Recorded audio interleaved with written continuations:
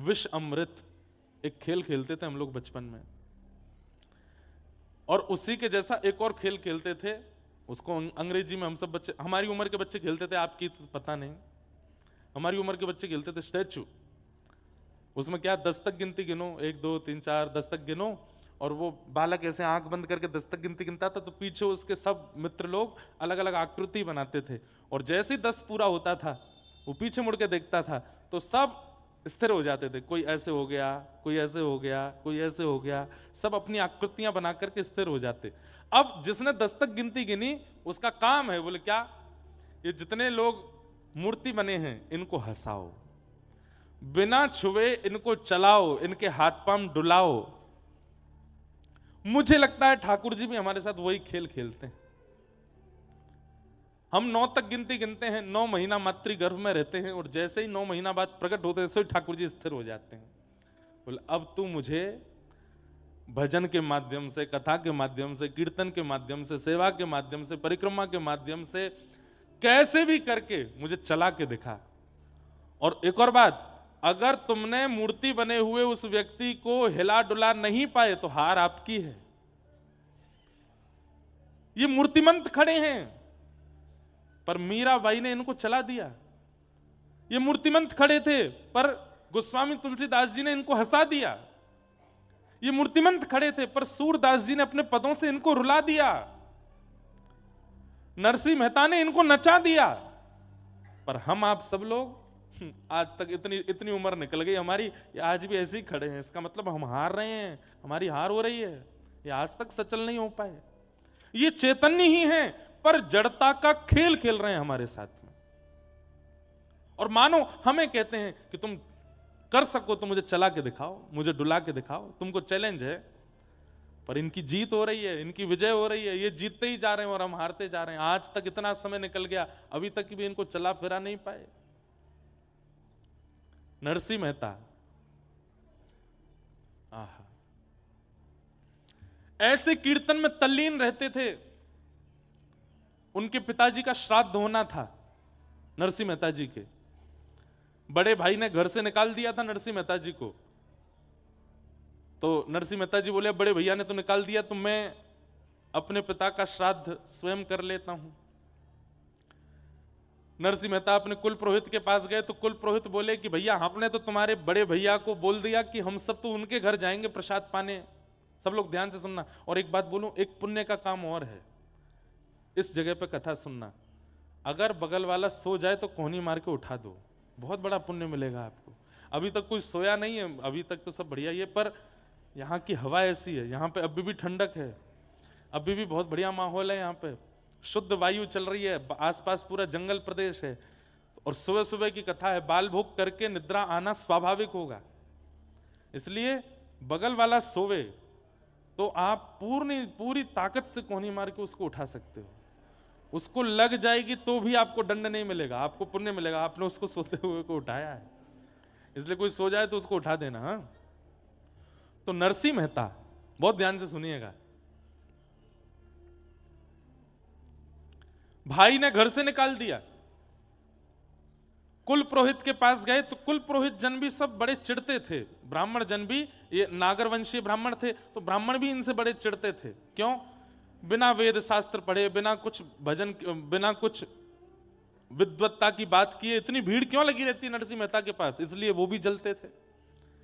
नरसिंह मेहता ने कुल पुरोहित से जाके कहा मेरे पिता का श्राद्ध है, आप प्रसाद पाने आओगे? तो कुल पुरोहितों ने भी कह दिया कि हम तो तुम्हारे बड़े भैया के यहां जाएंगे, उन्होंने हमको पहले निमंत्रण दिया है, तुम अपनी व्यवस्था कुछ और करो।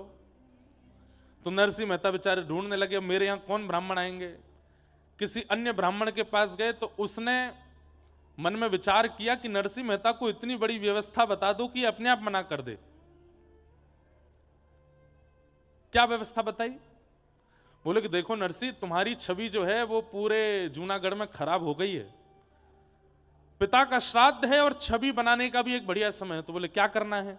बोले तुम जितने ब्राह्मण हैं सबको निमंत्रण दो। नरसिंह मेहता बोले आप जाके सबको बोल दो, मुझे कोई दिक्कत नहीं, मैं सबको प्रसाद पाऊंगा। नरसिंह मेहता ने सोचा 200-300 ब्राह्मण होंगे, और उस ब्राह्मण ने जाके 4000 परिवारों को निमंत्रण दे दिया। नरसिंह मेहता बेचारे बड़े सामान्य से थे, इतनी ज्यादा व्यवस्था उनके पास थी नहीं। मैं एक बात इसलिए सुना रहा हूं कि उन्होंने जड़ ठाकुर जी को चैतन्य कर दिया। नरसिंह मेहता जी ने कैसे 4000 ब्राह्मणों को निमंत्रण दे दिया। नरसिंह मेहता ने घर जाकर के पत्नी से कहा 200-300 ब्राह्मण आएंगे, तुम प्रसाद की व्यवस्था करो। हैं 200-300 ब्राह्मण? यहां पे 2 लोगों के प्रसाद की व्यवस्था नहीं, घर में तुम 200-300 ब्राह्मणों को निमंत्रण दिया है? वैकुंठ में बैठे बैठे द्वारिकाधीश रुक्मणी जी से कह रहे हैं, बोले 200 नहीं है, 4000 आने वाले। रुक्मणी जी मेरा नरसी फंस गया। रुक्मणी जी बोली अब क्या होगा? बोले देखो आगे क्या होता है। नरसिंह मेहता जी बोले देवी 200 ब्राह्मणों की प्रसादी बनाओ। बोले कहां से बनेगी, हमारे यहां व्यवस्था नहीं। बोले मैं एक काम करता हूं, एक सेठ जी हैं वो मेरा कीर्तन कराते हैं, मुझसे बहुत प्रेम मानते हैं, मैं उनके यहां से थोड़ा कर्जा ले आता हूं और उससे हम 200 ब्राह्मणों का भोजन करा देंगे। जाओ। नरसिंह मेहता जी सेठ जी के पास गए, सेठ जी से जाके बोले हमको 200 ब्राह्मणों का प्रसाद कराना है, कुछ कर्जा दे दो आप, हम ब्याज सहित लौटा देंगे आपको। सेठ जी बोले देखिए नरसिंह मेहता जी हमको ब्याज नहीं चाहिए और आप यदि नहीं भी लौटाओगे तो भी चलेगा, लेकिन बदले में हमको कुछ दे दीजिए। बोले क्या? बैठ के कीर्तन सुना दो। आप कीर्तन इतना अच्छा करते हैं, थोड़ी देर कीर्तन सुना दो, हम दक्षिणा के रूप में इतना धन देंगे कि 200 ब्राह्मणों का भोजन हो जाएगा। नरसिंह मेहता बोले मैं कीर्तन तो सुना दूंगा, पर कीर्तन करते करते करते करते जब मैं भाव में चला जाता हूं तो मैं कितने घंटे हो गए, कितने दिन निकल गए, मैं भूल जाता हूं। और आज शाम को ब्राह्मणों का भोजन होना है, मैं ऐसा नहीं हो कि कहीं मैं तल्लीन हो जाऊं कीर्तन में। सेठ जी बोले चिंता मत करो, आप तल्लीन हो गए, मैं तो आंख खोल के रहूंगा, थोड़ी देर बाद आपको हिला दूंगा कि जाओ ब्राह्मण आ गए, घर पे भोजन कराओ। नरसिंह मेहता बोले देख लेना, ध्यान रखना मेरा। बोले हाँ ठीक है। उठाए करताल नरसिंह मेहता ने जैसे कीर्तन शुरू किया, सोचिए नरसिंह मेहता तल्लीन होते होंगे तो क्या सुनने वाले नहीं होते होंगे? ऐसे भाव में गए, ऐसे भाव में गए कि वो भी डूब गए, सेठ जी भी डूब गए, सुनने वाले जो 10, 15, 20 लोग थे वो भी डूब गए, बाहर के गांव के लोग आए वो भी डूब गए। कीर्तन चलते चलते चलते चलते 13, 14, 15, 20 घंटे तक कीर्तन चलता रहा। यहां ब्राह्मणों के आने का समय हो गया। पत्नी बाट देख रही है कि वो 200 ब्राह्मणों के भोजन की सामग्री ला रहे होंगे। रुक्मणी जी बोली अब तो नरसिंह मेहता की और निंदा होगी, अब तो इनको जूनागढ़ से भी निकाल देंगे, ऐसा लगता है आज जो अपराध होने जा रहा है। ठाकुर जी बोले मैं नहीं देख पा रहा हूं, तुम बैठो मैं जाता हूं। और महाराज नरसिंह मेहता का रूप धारण करके ठाकुर जी आ गए जूनागढ़ में। और ठाकुर जी तो अक्षय पात्र लेकर के चलते हैं, 200 ब्राह्मण क्या तुम 2 लाख आ जाओ, सबको भोजन पवा देंगे। पत्नी के पास पहुंचे, नरसिंह मेहता की पत्नी से जाके कहा जल्दी जाओ प्रसादी बनाओ। और देवी सुनो, वो थोड़ी एक बदलाव आया। बोले क्या? 200 ब्राह्मण नहीं है। बोले तो कितने हैं? 300। बोले नहीं नहीं नहीं नहीं 4000 है। 4000 इनका कैसे बनेगा? अरे बनाते हैं ना, तुम भी लगो मैं भी लगता हूं। ठाकुर जी अमनिया कर रहे हैं, मिर्च काट रहे हैं, सब्जी काट रहे हैं, टमाटर काट रहे हैं, अमनिया कर रहे हैं, पत्नी छोंक लगा रही है, उसको तो लग रहा है नरसिंह मेहता ही है। और नरसिंह मेहता कहा वो तो वहां कीर्तन कर रहे हैं बैठ करके सेठ जी के यहाँ। ठाकुर जी यहां पर सिर पर महाराज बांध करके कढ़ाई में लिए घी और सब प्रसादी बना रहे हैं। नरसिंह मेहता के पिताजी का श्राद्ध है, ठाकुर जी भोजन बना रहे हैं। क्षण भर में तो सब सामग्री बनती चलेगी। पत्नी बोली आज बड़ा आश्चर्य हो रहा है, इतनी जल्दी इतनी सारी सामग्री कैसे बन गई? बोले देवी इस पर बाद में चर्चा करेंगे, ब्राह्मण आ रहे हैं, चौका लगाओ बढ़िया गोबर का और थाली आदि सजाओ, सबको प्रसाद पवाना है। 4000 ब्राह्मण मन में सोचते आ रहे थे आज नरसिंह मेहता हमको प्रसाद नहीं पवा पाएगा और ये हमको बहाना मिल जाएगा नरसिंह मेहता को नगर से निकालने का। लेकिन वहां जैसे ही पहुंचे सबके चरण धो धो करके ठाकुर जी ने आसन पर बैठाया। 4000 ब्राह्मण एक ही पंगत में बैठा दिए और सबके सामने ठाकुर जी एक फेंटा कमर पे बांधे, एक फेंटा सिर पे बांधे, पसीना आ रहे हैं। ठाकुर जी धोते जामे, हाथ मांजे, सबको साग परोसे, सब्जी परोसे, 4-4 प्रकार की सब्जी, 2-2 प्रकार की पूड़ियां, 3-3 प्रकार के मिष्ठान, एक रायता, बढ़िया सामग्री, ऐसा पवाया महाराज, ऐसा पवाया। ब्राह्मण बोले ए नरसी। बोले हाँ कोई सेठ वेठ ने करी है क्या व्यवस्था? नहीं नहीं सब आपकी कृपा है, आप सब ब्राह्मणों की कृपा है, आप लोग पाइए। प्रसाद पाकर के ब्राह्मण इतने तृप्त हो गए, इतने तृप्त हो गए कि मन से आशीष निकल रहा था लेकिन जलन थी ना मन में। बोले भैया भोजन तो बहुत अच्छा पवाया नरसिंह मेहता ने, लेकिन हम लोगों को इसको नगर निकाला करना है, भोजन से काम थोड़ी बनना है, अब तो दक्षिणा की बाड़ी है, कुछ नहीं दे पाएगा। 4000 ब्राह्मणों को क्या देगा? नरसिंह मेहता दौड़ करके भीतर गए।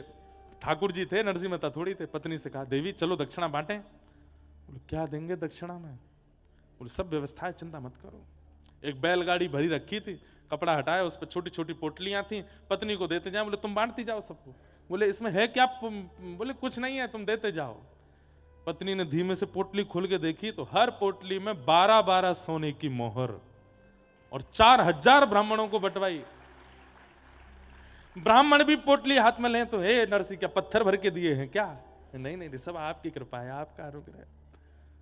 ब्राह्मणों ने जब खोल करके देखा, आज तक भोजन के निमंत्रण में 1 पैसा मिलता था तो ब्राह्मण फूले नहीं समाते थे कि 1 पैसा मिला हमको, सबसे बड़ी दक्षिणा है 1 पैसा। आज क्या मिला? 12 सोने की मोहर। मतलब ये ब्राह्मण, इनके बालक, इनके बालकों के बालक, बालकों के बालक, कम से कम 4 पीढ़ी तक भी अगर कुछ नहीं करेंगे तो इन्हीं मोहरों पर पेट पल जाएगा सबका, इतनी दक्षिणा। देख करके सब ने तो भैया नरसिंह मेहता और पत्नी दोनों को एक साथ बैठा करके ब्राह्मणों ने स्वस्ति वाचन किया, ऊपर अक्षत डालने। अरे नरसिंह मेहता जी, मैं तो कहता हूं नरसिंह मेहता जी के पिता कितने भाग्यशाली कि उनके श्राद्ध में ठाकुर जी ने भोजन बनाया, अपने हाथ से पवाया। और नरसिंह मेहता की पत्नी कितनी भाग्यशाली कि बाम दाहिने भाग में पति के रूप में विश्वपति बैठे हैं, जगतपति बैठे हैं, और 4000 ब्राह्मण एक साथ अक्षत छिड़क करके आशीष दे रहे हैं और नरसिंह मेहता वहां कीर्तन कर रहे हैं। 4000 ब्राह्मण निकले। इनके भाई के यहां 12 ब्राह्मण गए थे, वो सब प्रसाद पाके निकले। तो जब निकले तो 1-1 रुपया दक्षिणा मिला, जो कि बहुत ही बड़ी दक्षिणा थी। सब आपस में बोले यहां तो सब हुआ, अरे वो नरसिंह मेहता के यहां 4000 गए हैं, चलो चलो तमाशा देखने में आनंद आएगा, देखें तो सही कैसी कैसी जो है नरसिंह मेहता की जो है आज वस्त्र उतराई हो रही होगी, आज नगर निकारी हो रही होगी। 12 ब्राह्मणों ने जाकर के देखा तो 4000 ब्राह्मण नाचते हुए आ रहे थे। क्यों रे, कैसा रहा भोजन? बोले महाराज पूछो मत, दक्षिणा वक्षिणा मिली कि ऐसे ही आ गए हो? बोले आपको कितनी मिली पहले ये बता। हमको 1 रुपया। सुने 1 रुपया, 1 पैसा मिलता है हमारे यहाँ पे, 1 रुपया मिला है हमको। तुमको क्या दे दिया नरसिंह मेहता ने? कौड़ी वौड़ी दी होंगी। बोले महाराज आज तक इस नगर के सबसे बड़े ब्राह्मण आप थे, पर अब हम 4000 हैं, हम पे 12 सोने की मोहर हैं, नरसिंह मेहता ने दक्षिणा में दी। कैसे, कहां से? बोले पता नहीं, सब दिए। यहां सब ब्राह्मणों को प्रसाद पवाने के बाद ठाकुर जी बोले देवी थक गए, हमारे तो कमर में दर्द हो गया, आप बैठिए ना, मैं प्रसाद पवाती हूँ। हाँ सब ब्राह्मणों का हो गया, मैं पा लेता हूँ। ठाकुर जी बैठ करके पाए, पा करके पत्नी बोलती जा रही है थाली में ही छोड़ देना, मैं भी पाऊंगी फिर। बोले हाँ हाँ, खूब सारा पाए। ठाकुर जी बोले अब देवी तुम बैठ के पाओ, मैं थोड़ा संध्या वंदन करके आता हूँ। पत्नी पाने के लिए बैठी, ठाकुर जी संध्या के बहाने सीधे द्वारिका चले गए वहां से। और वहां जाकर के ठाकुर जी ने सेठ जी के चित्त में जाके कही अब तो उठ जा, उठा दे नरसिंह को।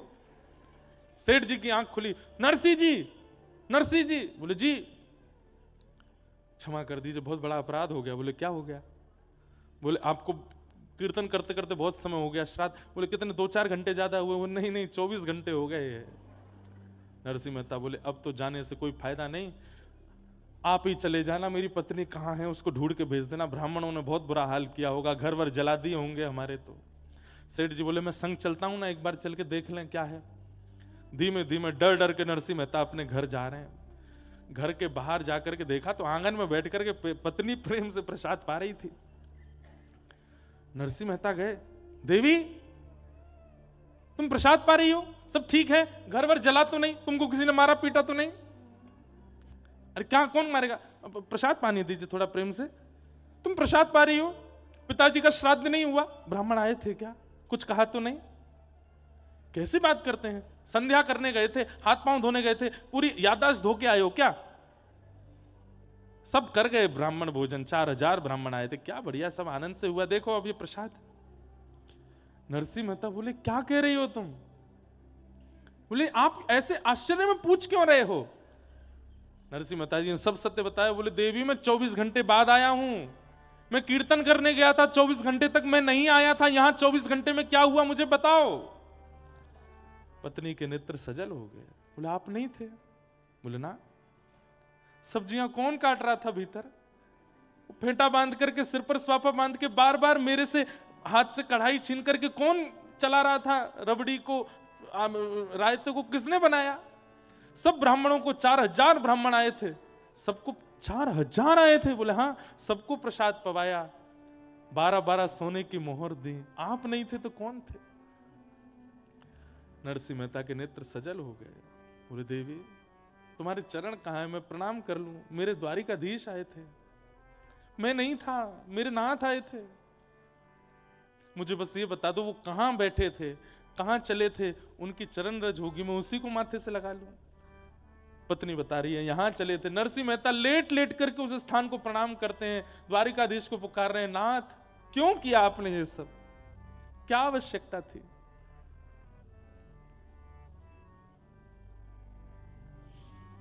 अद्भुत हैं ठाकुर जी।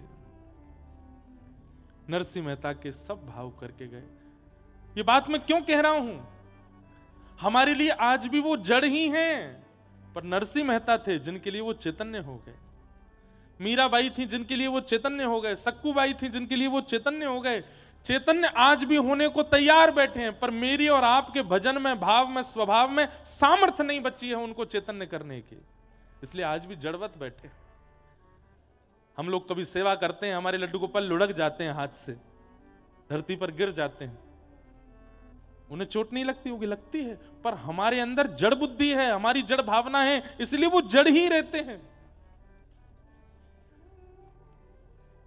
वो चैतन्य हो जाए, वो चैतन्य हो जाए, ऐसी भावना रखो।